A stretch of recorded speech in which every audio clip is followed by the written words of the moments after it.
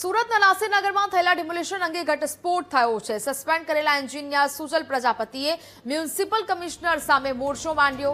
સુજલ પ્રજાપતિએ હાઈકોર્ટમાં affidavit file કરી ભાંડો ફોડી નાખ્યો છે, જેમાં ગેરકાયદેસર ડિમોલિશન અંગે કમિશનર એમ નાગરાજને જ આદેશ આપ્યો હોવાનો દાવો કર્યો છે।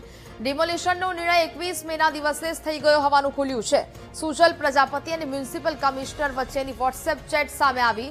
મ્યુનિસિપલ કમિશનરે સુજલ પ્રજાપતિને મેસેજ કર્યો હતો ફોરવર્ડ, જ્યાં દબાણ દૂર કરવાનો ચાર્જ સોંપવા અંગેનો મેસેજ ફોરવર્ડ કરવામાં આવ્યો હતો।